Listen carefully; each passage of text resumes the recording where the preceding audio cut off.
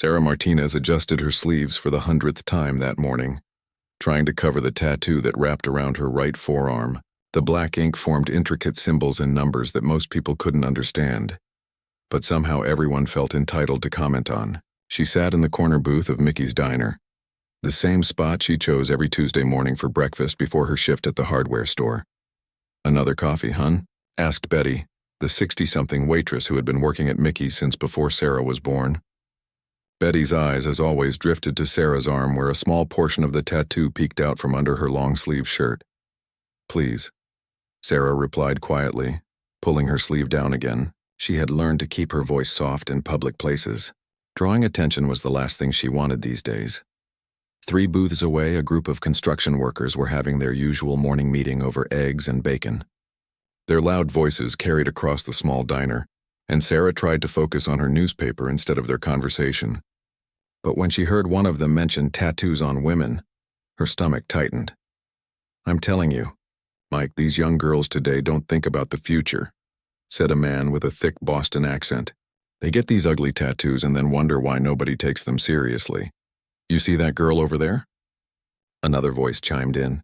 Sarah didn't look up, but she knew they were talking about her. "Every week she's in here with that thing on her arm. Probably some boyfriend's name or some stupid quote she thought was deep." The third man laughed loudly. "Or maybe it's some tribal thing she got on spring break. Girls think that stuff makes them look tough." Sarah's hands trembled slightly as she turned the page of her newspaper. The letters blurred together as she tried to concentrate on an article about local politics. But the words from the next booth kept interrupting her thoughts. "My daughter wanted a tattoo for her 18th birthday," the first man continued.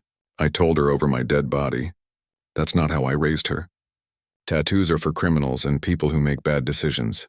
"Smart man," agreed another. "I wouldn't hire someone with visible tattoos. Shows poor judgment." Betty approached their table with a fresh pot of coffee, and Sarah heard her say, "You boys might want to keep your voices down. Not everyone needs to hear your opinions." "We're just having a conversation, Betty," one of them replied. "It's a free country. Besides, if someone doesn't want people to notice their tattoos, maybe they shouldn't get them in the first place." Sarah folded her newspaper and placed a $10 bill on the table. Even though her breakfast had only cost $6.50, she needed to leave before the situation got worse. As she stood up and walked toward the door, she heard one of the men make a comment about wasted potential and making better choices. The bell above the door chimed as Sarah stepped outside into the crisp October morning. She walked quickly to her car, her face burning with embarrassment and frustration. This wasn't the first time she had encountered such reactions, and she knew it wouldn't be the last. At Brennan's hardware store, where Sarah had worked for the past 8 months, things weren't much different. Mr. Brennan himself was kind enough, but some of the customers made comments. Just last week, an elderly woman had asked Sarah if she was one of those gang members after seeing a glimpse of her tattoo, while Sarah was reaching for paint cans on a high shelf. "You seem like such a nice girl," the woman had said, shaking her head disapprovingly. "Why would you ruin your body like that?" Sarah had simply smiled and continued helping the customer, just as she always did. Explaining would only make things worse. People had their minds made up about what her tattoo meant, and nothing she could say would change their assumptions. Her co-worker, Danny, a college student who worked part-time, had once asked her about it directly. "Is it some kind of religious thing?" He had wondered aloud while they were stocking shelves together. "Something like that," Sarah had replied, which wasn't entirely untrue. Danny had nodded and never brought it up again, but she sometimes caught him staring at her arm when he thought she wasn't looking. Even the people who didn't voice their judgments openly were clearly curious and probably making their own assumptions. The truth was that Sarah had grown tired of explaining herself. In the beginning, right after she got the tattoo, she had tried to educate people about its meaning. She had patiently described the significance of each symbol, the reason behind every number, the honor that the design represented. But people's reactions had been so varied and often so disappointing that she eventually stopped trying. Some people simply didn't believe her when she told them the truth. Others became uncomfortable and changed the subject quickly. A few had even accused her of making up stories to make her tattoo seem more acceptable. The worst reactions came from people who thought she was trying to claim credit for something she hadn't earned. So Sarah had learned to keep quiet and let people think whatever they wanted to think. She covered her arm in professional settings, chose clothing that hid the tattoo, and avoided situations where she might have to discuss it. It was easier that way, even though it sometimes felt like she was hiding a part of herself. As she arranged displays of autumn decorations in the store's front window that morning, Sarah reflected on how different her life had become. There was a time when she had been proud to show her tattoo, when it had represented everything she valued most in the world. Now it felt like a burden, something that marked her as different in ways that people couldn't understand. The morning passed quietly, with only a few customers coming in for small purchases. Sarah helped an older man find the right screws for his project, and assisted a young mother in choosing paint colors for her daughter's bedroom. Neither of them commented on her tattoo, which remained safely hidden under her long sleeves. But as lunchtime approached, Sarah knew that soon she would have to face the world again, and with it, the curious stares and whispered comments that had become such an unwelcome part of her daily routine. The lunch rush at Mickey's diner brought a different crowd than the morning regulars. Sarah found herself back in the same corner booth, this time for a quick sandwich before returning to work. She had promised herself she would stop coming here after the morning incident, but Mickey's was convenient and cheap, and her budget didn't allow for many alternatives.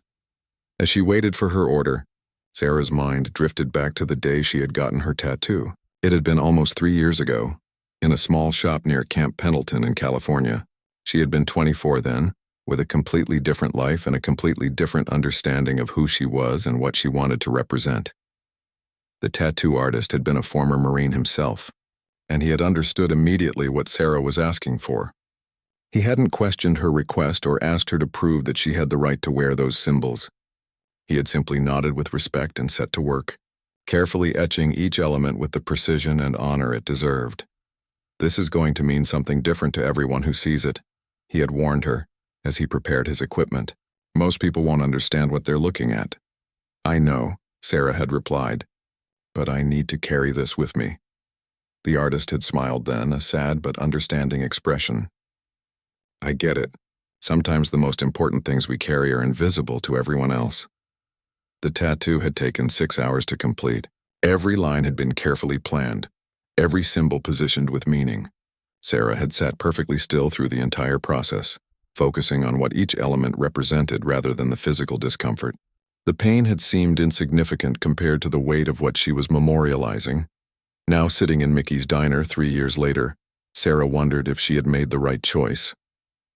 The tattoo that had once felt like a badge of honor now felt like a scarlet letter, marking her as someone to be judged and misunderstood. Here you go, sweetie, Betty said, placing a turkey sandwich in front of Sarah. You doing okay today? You looked a little shaken up this morning.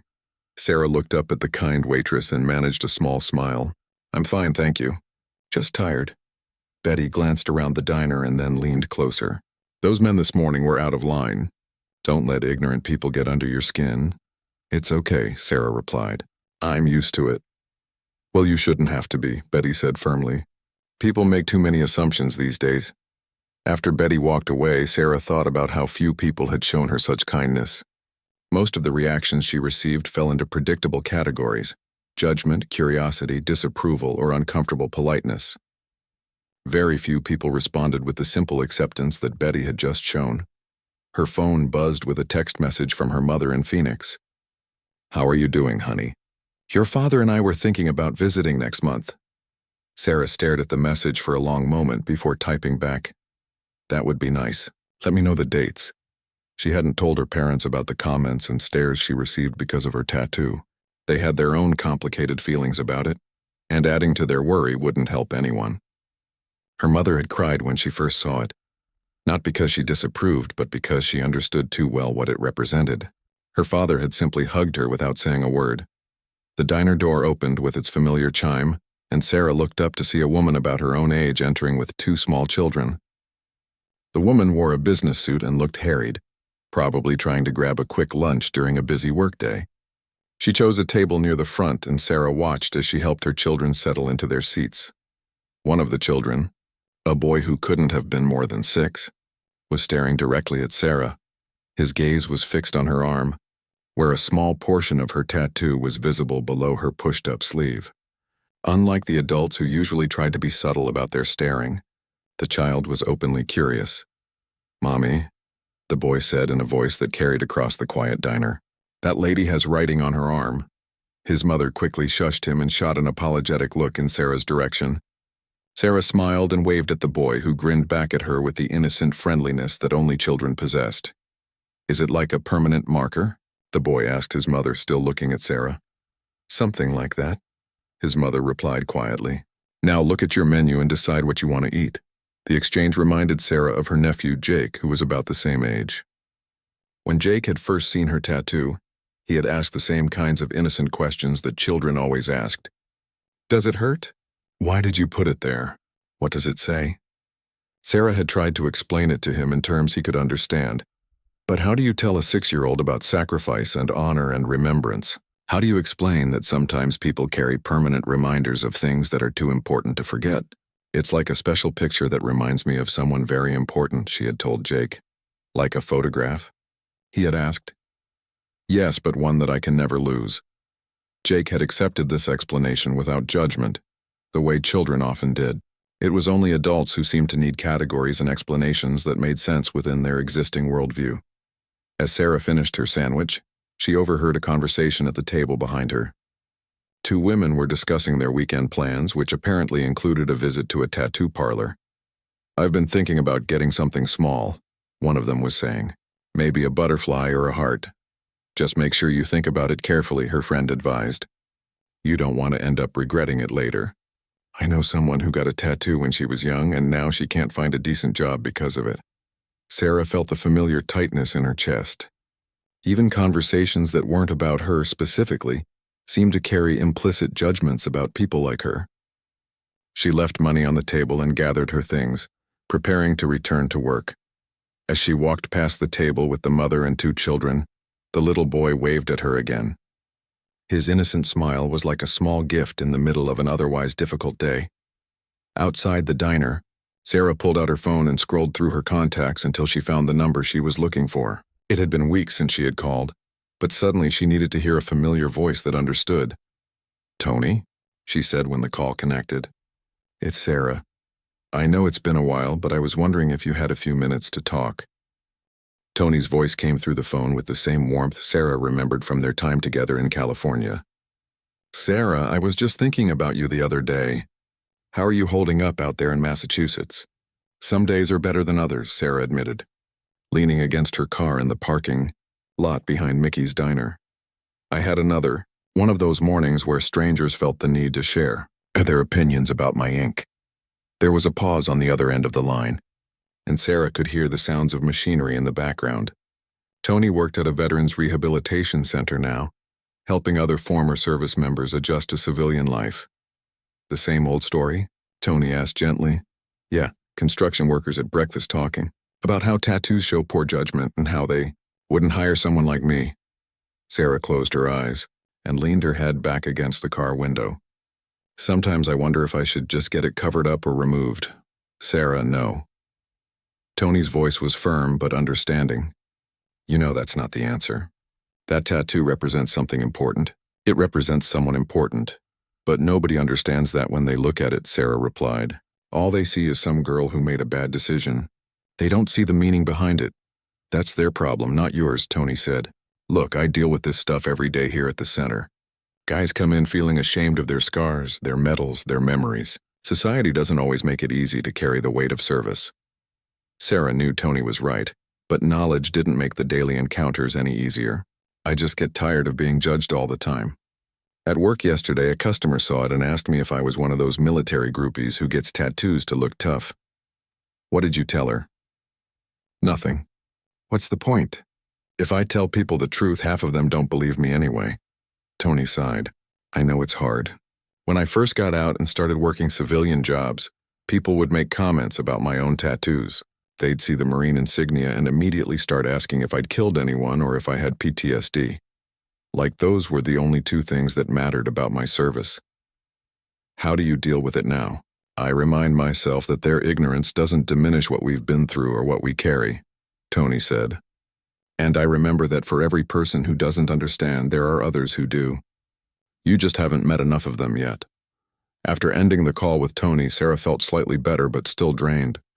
She returned to Brennan's hardware store for the afternoon shift, hoping for a quiet few hours without any incidents. The afternoon started peacefully enough. Sarah helped several customers find what they needed without any comments about her appearance. She was beginning to think the day might end on a positive note when a woman in her 50s approached the counter with a can of paint. "Excuse me," the woman said, glancing at Sarah's name tag. "Sarah, is it? I need to return this paint. I bought it yesterday, but it's the wrong color." "Of course," Sarah replied, reaching for the receipt the woman handed her. As she processed the return, the woman's eyes fixed on Sarah's forearm, where her sleeve had ridden up slightly while she worked. "That's quite a tattoo," the woman commented, not bothering to hide her disapproval. "Very extensive." "Thank you," Sarah said politely, keeping her focus on the computer screen. "May I ask what it means?" "I have a daughter about your age, and she's been talking about getting a tattoo. I'm trying to understand the appeal." Sarah looked up at the woman, trying to gauge whether this was genuine curiosity or thinly veiled criticism. "It's personal," she said carefully. "I see."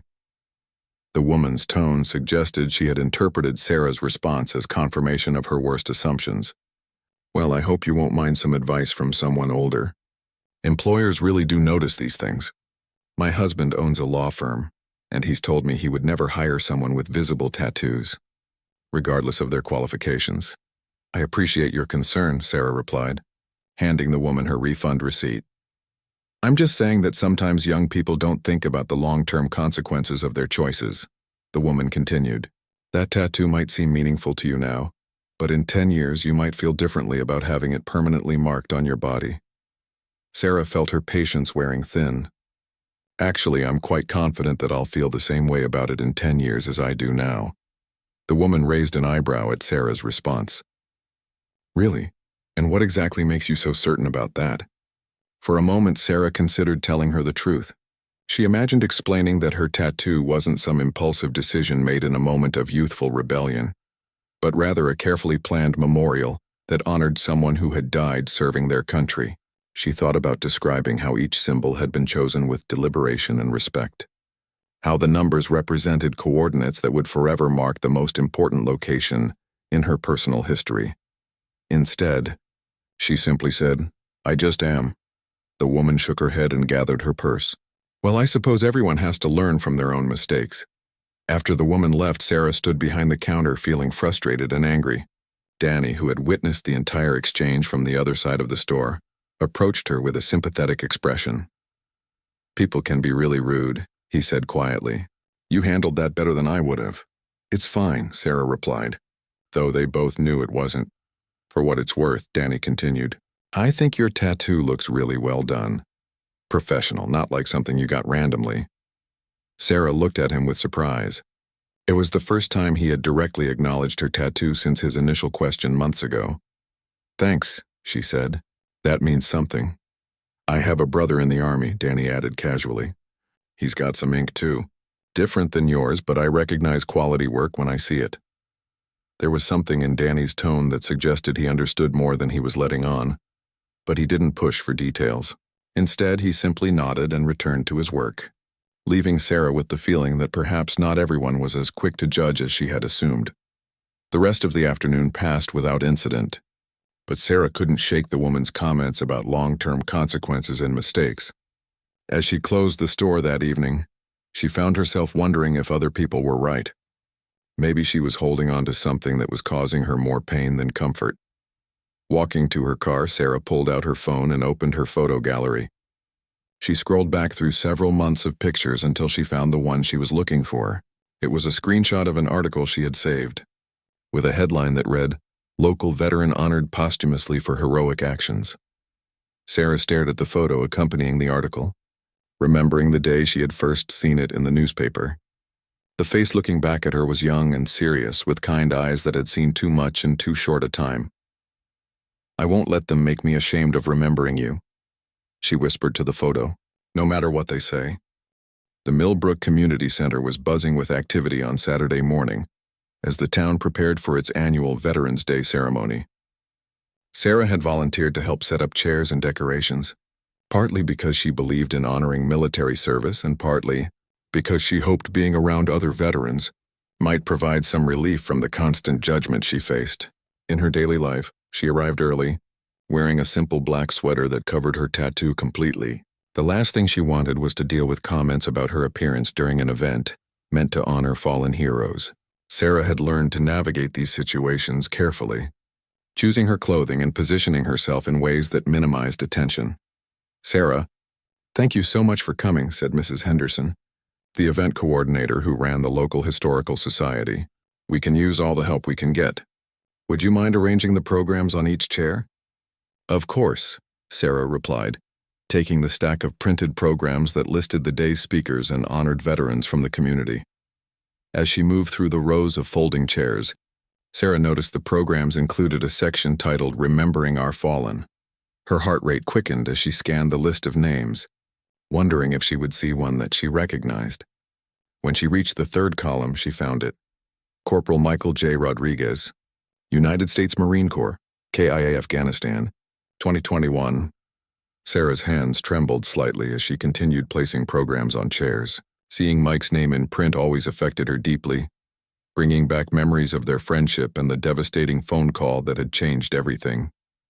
"Excuse me, miss," called a voice from behind her. Sarah turned to see a man in his 60s wearing a Vietnam veteran's cap. "Are you one of the volunteers?" "Yes, sir," Sarah replied. "Is there something I can help you with?" "I was wondering if you could point me toward whoever's in charge of the memorial display," he said. "I brought some photographs of local boys who didn't make it home." Sarah felt a connection to this man immediately. "Mrs. Henderson is coordinating everything. She's right over there by the stage." "Thank you, young lady." The veteran paused and studied Sarah's face. "You seem familiar. Do I know your family?" "I don't think so," Sarah replied. "I've only lived here for about a year." The man nodded and walked away, but Sarah noticed him glancing back at her with a puzzled expression, as if he was trying to place her in his memory. As the morning progressed, more volunteers arrived to help with setup. Sarah found herself working alongside a group of women from the local VFW auxiliary. Their conversation initially focused on logistics, but gradually shifted to more personal topics.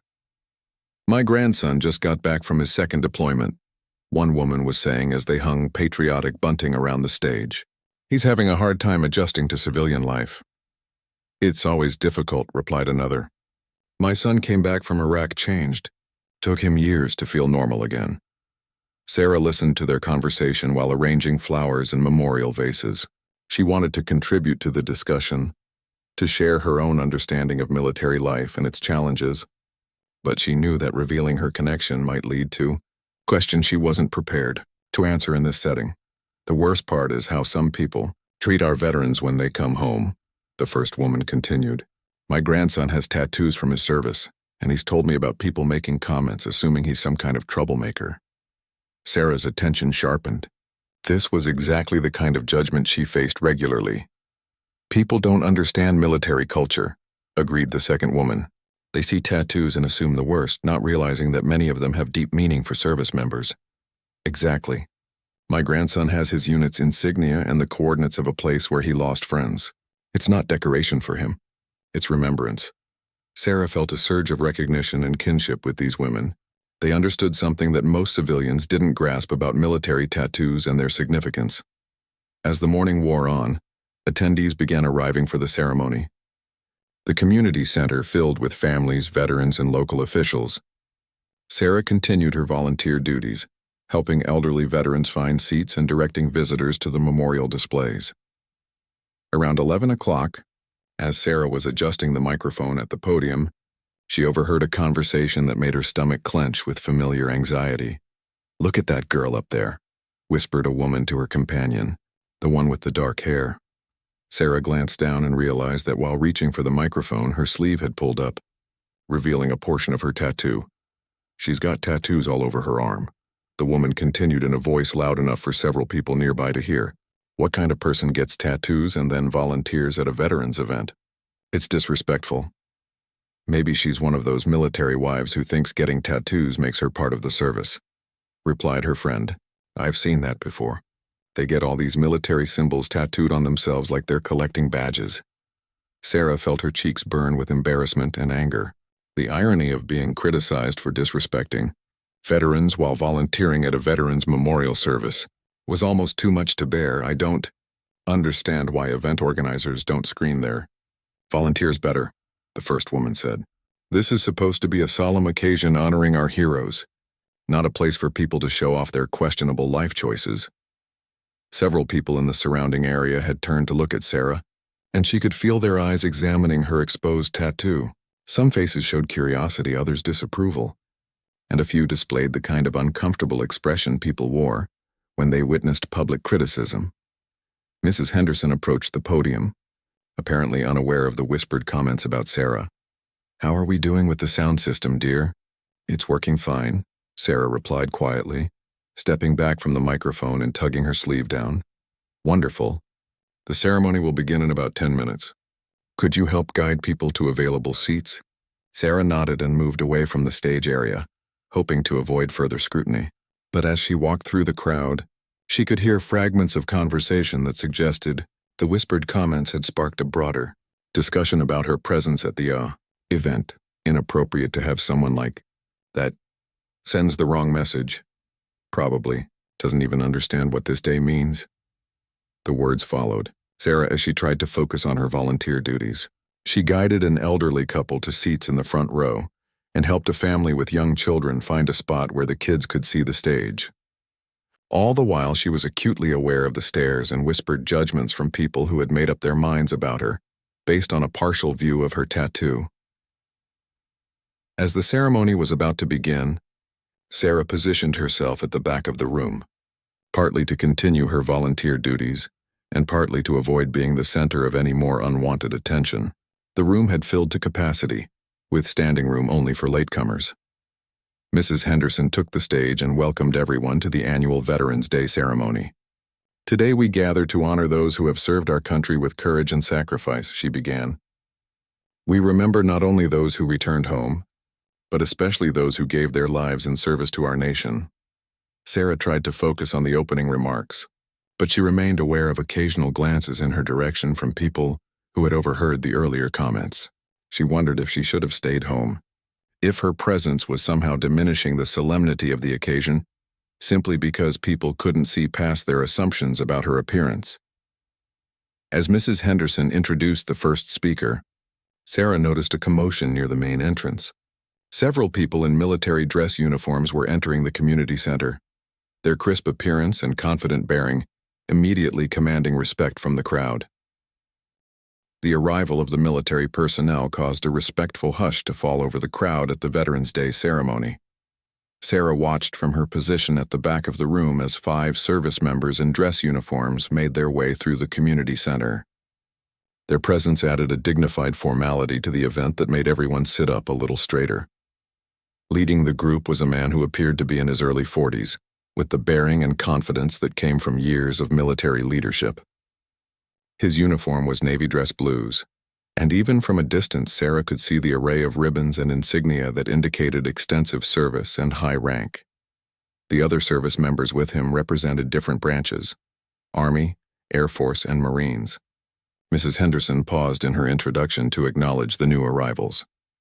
"Ladies and gentlemen, we are honored to have members of our active duty military join us today. Please welcome Commander James Sullivan from Naval Special Warfare Command, along with representatives from Joint Base Cape Cod." Polite applause filled the room as the service members found seats that had been reserved for them in the front section. Commander Sullivan nodded graciously to the crowd before taking his seat, his eyes scanning the room with the observational habits of someone trained to notice details. Sarah felt a mixture of pride and nervousness at seeing active duty personnel at the ceremony. On one hand, their presence validated the importance of the event and brought authenticity to the memorial service. On the other hand, she worried that her earlier public criticism might somehow reach their ears, potentially causing embarrassment during what should be a dignified occasion. Mrs. Henderson continued with the program, introducing the local high school chorus, which performed a moving rendition of "Taps." During the song, Sarah noticed that several veterans in the audience had tears in their eyes, and she felt her own emotions stirring as she thought about Mike and all the other service members who would never hear that song played in their honor again. After the musical tribute, Mrs. Henderson introduced the guest speaker, a retired Army colonel who had served in Vietnam. His speech was thoughtful and respectful, focusing on the sacrifice made by military families and the importance of community support for veterans. Military service affects not just those who wear the uniform, the colonel said, but everyone who loves them. Parents, spouses, children, and friends all serve in their own way, carrying the weight of worry and loss that comes with loving someone who puts their life on the line for others. Sarah felt these words deeply. While she had never been Mike's girlfriend or wife, their friendship had been important to both of them, and his death had affected her in ways that people rarely understood. Military friendships, forged in training, and strengthened by shared experiences, created bonds that civilian relationships didn't always recognize or validate. As the colonel spoke about remembrance and the importance of honoring fallen heroes, Sarah unconsciously rubbed her forearm, where her tattoo lay hidden beneath her sweater. The gesture caught the attention of a woman sitting nearby, who nudged her companion and whispered something while looking in Sarah's direction. Sarah tried to ignore the renewed attention and focus on the speech, but she could feel the familiar tension building in her shoulders. Even at an event specifically designed to honor military service, she couldn't escape the judgment that followed her everywhere. The retired colonel concluded his remarks with a moment of silence for fallen service members. The entire room stood respectfully, heads bowed, as they observed the tribute. During this quiet moment, Sarah closed her eyes and thought specifically about Mike, remembering his laugh, his determination to make a difference, and his unwavering loyalty to his fellow Marines. When the moment of silence ended, Mrs. Henderson returned to the podium to introduce the final portion of the ceremony, the reading of names from the memorial list. "We will now honor local service members who made the ultimate sacrifice for our country," she announced. A local veteran took the microphone and began reading names chronologically, starting with World War II casualties and moving forward through subsequent conflicts. Each name was followed by their rank, service branch, and year of death. The room remained completely silent except for the steady, respectful voice reading the roll of honor. As the reader reached more recent conflicts, Sarah's anticipation grew. She knew Mike's name would be called soon, and she wasn't sure how she would react when she heard it spoken aloud in this public setting. Corporal Michael J. Rodriguez, United States Marine Corps, killed in action Afghanistan 2021. Sarah felt her breath catch in her throat. Hearing Mike's name read with the same respect and solemnity as the other fallen heroes brought tears to her eyes. She blinked rapidly, trying to maintain her composure while honoring his memory. From her position at the back of the room, Sarah didn't notice that Commander Sullivan had turned slightly in his seat during the reading of recent casualties. Military personnel often paid special attention to losses from current conflicts, as they were more likely to have personal connections to those who had died. When Mike's name was read, Commander Sullivan's attention sharpened noticeably. Several people in the audience might have assumed he was simply showing respect for a fellow service member, but there was something more specific in his reaction. He sat forward slightly and began scanning the crowd more deliberately, as if looking for someone.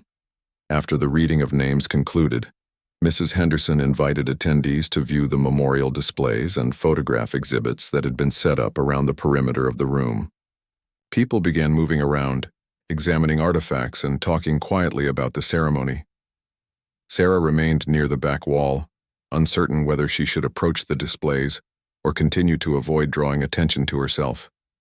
She watched as families examined photographs of loved ones and veterans shared stories with younger attendees. Commander Sullivan stood up from his seat and began moving through the crowd, stopping to speak with various veterans and family members. He shook hands with the elderly Vietnam veteran Sarah had met earlier and spent several minutes talking with the VFW auxiliary ladies who had helped with setup. As he worked his way through the room, Sarah noticed that his path seemed to be bringing him in her general direction. She considered slipping out through the back exit to avoid any potential interaction, but something kept her rooted in place. "Excuse me," said a familiar voice behind her. Sarah turned to see the Vietnam veteran she had spoken with earlier during setup. "I've been trying to remember where I might know you from. Are you sure we haven't met before?" "I don't think so," Sarah replied politely. I'm fairly new to the area. The veteran studied her face intently. There's something familiar about you. Maybe you remind me of someone. He paused and glanced around the room.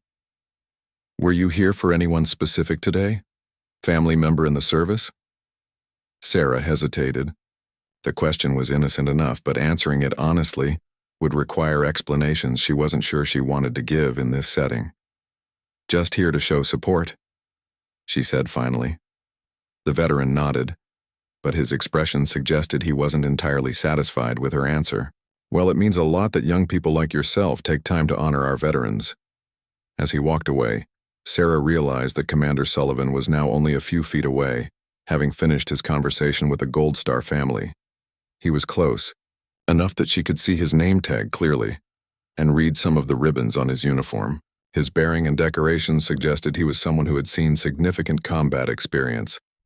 Commander Sullivan turned in her direction, and for a moment, their eyes met across the small space between them. Sarah expected him to look away and continue his circuit of the room, but instead his gaze lingered on her face with an expression of recognition that made her heart skip a beat.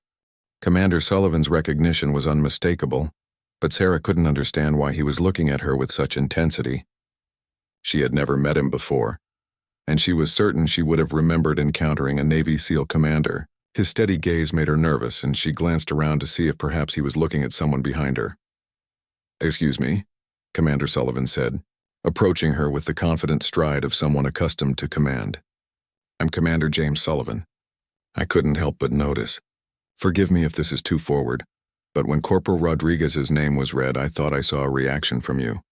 Sarah felt her heart rate increase. She hadn't realized that her emotional response to hearing Mike's name had been visible to others, especially not to someone sitting so far away. Yes, she stammered. "I knew him."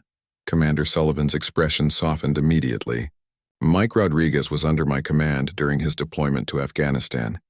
He was an exceptional Marine and an even better human being." The revelation that this commanding officer had known Mike personally made Sarah's knees feel weak. She had never met anyone else who had served with Mike, and suddenly she was face to face with his former commander. "You knew Mike?" she asked, her voice barely above a whisper. "I did. He served with distinction in my unit." Commander Sullivan paused, studying Sarah's face more carefully. "Forgive me for asking, but what was your relationship to Corporal Rodriguez?" Sarah felt the weight of the question and all its implications. Around them, other ceremony attendees continued their conversations and examination of the memorial displays, but she felt as though she and Commander Sullivan existed in a bubble separate from the rest of the room. "We were friends," she said simply. "We went through training together before he deployed." Commander Sullivan nodded slowly. "Mike talked about a friend named Sarah. He mentioned someone back home who understood military life better than most civilians." His eyes narrowed slightly with concentration. "He said you had planned to serve together, but circumstances changed." Sarah felt tears threatening at the edges of her eyes. The fact that Mike had mentioned her to his commanding officer was both touching and surprising. "Yes," she managed to say. "My plans changed." Commander Sullivan seemed to sense that there was more to the story, but he didn't push for details. Instead, he said, "Mike spoke very highly of you. He said you were one of the strongest people he knew." The conversation was drawing attention from people nearby. Sarah noticed several sets of eyes turned in their direction, including some of the same people who had criticized her presence earlier. She felt exposed and vulnerable standing there discussing her connection to a fallen Marine, while knowing that many in the room had already judged her negatively. "I'm sorry," she said quietly. "I should probably go. I don't want to interrupt your conversations with other families." "Wait," Commander Sullivan said gently. "I'm glad I had the chance to meet you. Mike's loss was felt deeply by everyone in our unit. It means something to know that he had friends like you who remember him." As Sarah prepared to excuse herself from the conversation, she reached to adjust her sweater, which had become twisted during their discussion. The movement caused her sleeve to ride up several inches, exposing a significant portion of her tattoo. Commander Sullivan's eyes immediately went to her exposed forearm, and his expression changed dramatically. The professional politeness was replaced by something much deeper: recognition, respect, and what looked like amazement. "My God," he said softly. staring at the intricate black ink that covered Sarah's arm. "Those are coordinates." Sarah quickly pulled her sleeve back down, but it was too late. Commander Sullivan had seen enough to understand what he was looking at. "May I?" he asked, gesturing toward her covered arm. Sarah hesitated, acutely aware that their conversation was now being observed by a growing number of people. The same individuals who had criticized her presence at the ceremony were watching with obvious curiosity, probably wondering what could possibly interest a Navy commander about the volunteer they had dismissed as disrespectful. After a moment of internal struggle, Sarah slowly pulled her sleeve back up, revealing the full extent of her tattoo. The black ink formed a complex design that wrapped around her forearm, incorporating military coordinates, unit insignia, and memorial elements that were clearly meaningful and precisely executed. Commander Sullivan examined the tattoo with the attention of someone who understood exactly what he was seeing. His eyes moved from element to element, reading the coordinates and recognizing the symbols with growing amazement. "These coordinates," he said, his voice filled with reverence. "This is Hill 437. Sarah nodded, her eyes filling with tears. "The place where Mike died." "And this," Commander Sullivan continued, pointing to a specific section of the design. "This is his unit designation." "And his service number?" "Yes." Commander Sullivan straightened to his full height and his expression became formal and serious.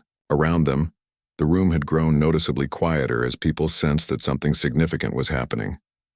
"Sarah," he said in a voice that carried across the immediate area, "Mike died saving the lives of 3 Marines under his command.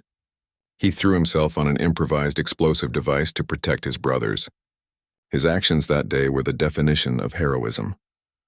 The revelation sent a ripple of surprised murmurs through the nearby crowd. People who had been listening with casual curiosity suddenly realized they were witnessing something much more profound than a chance meeting between strangers. "What you carry on your arm," Commander Sullivan continued, his voice growing stronger and more formal, "is a memorial to one of the finest Marines I ever had the honor to command. That tattoo represents sacrifice, brotherhood, and the highest ideals of military service." Sarah felt tears streaming down her face as she listened to words she had never expected to hear spoken in public, especially not in defense of her tattoo that had been criticized and misunderstood for so long. Commander Sullivan took a step back and, in a moment that seemed to suspend time in the community center, brought his hand up in a crisp military salute. "Semper Fi, Sarah. Thank you for keeping Mike's memory alive." The room fell completely silent except for the sound of Sarah's quiet sobbing. Commander Sullivan held his salute for several long seconds while every person in the community center watched in stunned silence. When he finally lowered his hand, the silence was broken by spontaneous applause that started with the other military personnel in attendance and quickly spread throughout the room. The same people who had questioned Sarah's presence at the ceremony were now applauding a tribute they didn't fully understand, but clearly recognized as significant and moving. Sarah stood frozen in place, overwhelmed by the public acknowledgement of something she had carried privately for so long. The tattoo that had brought her shame and judgment had just been honored by a Navy SEAL commander in front of an entire room of veterans and community members. The applause gradually faded, but the atmosphere in the community center had been forever changed. People who had been strangers to Sarah just moments before now approached her with expressions of respect and curiosity, their earlier judgments replaced by an understanding that they had witnessed something profound. The first person to reach her was the elderly Vietnam veteran who had been trying to place her earlier. "Now I know why you looked familiar," he said with tears in his eyes. "You have the bearing of someone who's carried real loss. I should have recognized it sooner." Sarah wiped her tears and tried to compose herself, still overwhelmed by what had just happened. "Thank you," she managed to say. "No, thank you," the veteran replied, "for keeping his memory alive the way you have. That takes real courage." One by one, other attendees approached Sarah to offer their condolences and express their newfound understanding. The woman who had criticized her presence earlier hung back, looking embarrassed and uncertain about how to approach someone she had so severely misjudged. Mrs. Henderson made her way through the crowd to reach Sarah. "My dear, I had no idea about your connection to Corporal Rodriguez. If I had known, we would have included you in the family section." "It's all right," Sarah replied. "I'm not family in the traditional sense. Military bonds are family too, interjected Commander Sullivan, who had remained nearby throughout the interactions. Sometimes they're stronger than blood relations. The VFW auxiliary ladies who had worked alongside Sarah during setup approached as a group. "Honey," said the woman whose grandson had recently returned from deployment, "I want to apologize for not understanding what your tattoo represented. My grandson has told me how important these memorials are to service members." "You couldn't have known," Sarah said graciously. "Most people don't understand military tattoos." "But we should ask before we judge," replied another woman. "That's on us, not on you." As the formal ceremony concluded and people began to leave, several attendees lingered to speak with Sarah personally. A Gold Star mother whose son had died in Iraq shared her own story of loss and memorial. A Marine veteran showed Sarah photographs of friends he had lost and described his own struggles with civilian misunderstanding of military culture. "The hardest part," the Marine explained, "is when people think our tattoos are just decoration. They don't understand that we carry our brothers and sisters with us wherever we go." Commander Sullivan stayed until most of the crowd had departed, engaging in detailed conversations with Sarah about Mike's service and character. "He talked about you often during his deployment," the commander told her. "He said you understood the military mindset better than most people because you had trained for it yourself. I sometimes wonder how different things might have been if I had been able to deploy with him," Sarah admitted. "Mike felt responsible for keeping you out of harm's way," Commander Sullivan revealed. "He told me once that he was glad your situation changed because it meant one less person he cared about was in danger." This revelation brought fresh tears to Sarah's eyes. She had never known that Mike had felt protective of her even from across the world. "He was proud of your tattoo," Commander Sullivan continued.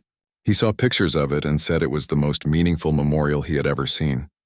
He felt honored that someone would make such a permanent commitment to remembering him." As they prepared to leave the community center, Commander Sullivan handed Sarah a business card. "I run a support group for military families and friends who have lost loved ones. We meet monthly at the base. You would be welcome to join us anytime." "Thank you," Sarah said, tucking the card into her purse. "I think I might take you up on that." The drive home gave Sarah time to process what had happened. For 3 years, she had carried the weight of constant judgment and misunderstanding about her tattoo. In the span of a few minutes, that burden had been lifted by someone who truly understood what her memorial represented. When she arrived at her apartment, Sarah found a voicemail from Tony, her friend from California. "Hey, Sarah. I was thinking about our conversation yesterday and wanted to check on you. Give me a call when you get a chance." Sarah called him back immediately, eager to share what had happened at the ceremony. "A SEAL commander saluted you in front of everyone?" Tony asked in amazement after hearing the story. "I still can't believe it happened," Sarah replied. "For the first time since I got this tattoo, someone else understood what it really means. How do you feel now?" Tony asked. Sarah considered the question carefully. "Different. Lighter somehow. Like I don't have to hide anymore." Over the following weeks, Sarah noticed a significant change in how people in her community treated her. Word had spread about what happened at the Veterans Day ceremony, and the story had taken on a life of its own. Instead of stares and whispered criticisms, Sarah began receiving nods of respect and words of thanks.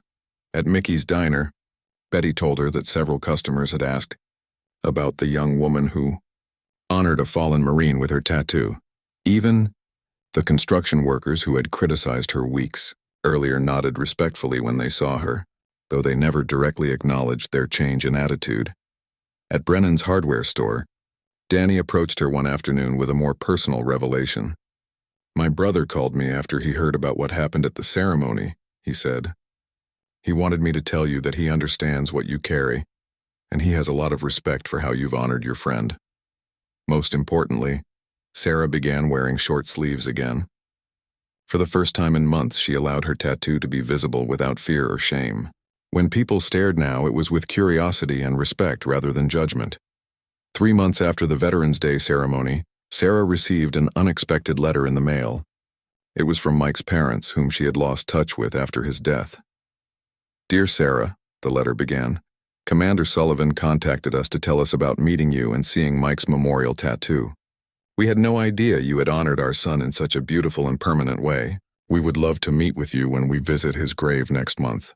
Mike always spoke of you as his closest friend, and we regret that we lost contact during our grief. Sarah held the letter against her chest and cried tears of joy. The tattoo that had once isolated her was now reconnecting her with people who shared her love for Mike's memory. On a warm spring morning, exactly 1 year after the Veterans Day ceremony, Sarah stood at Mike's grave with his parents, Commander Sullivan, and several Marines who had served with him. They had gathered for the unveiling of a new memorial stone that included coordinates from Hill 437, the same coordinates that were tattooed on Sarah's arm. As they stood together in respectful silence, Sarah realized that her decision to memorialize Mike permanently on her body had led to connections and understanding she never could have anticipated. The tattoo that had once brought her shame had ultimately brought her home to a community of people who understood the true meaning of sacrifice and remembrance. Commander Sullivan approached her as the ceremony concluded. "Mike would be proud," he said simply. Sarah looked down at her exposed tattoo, no longer hidden beneath long sleeves, and smiled. "I think he would be."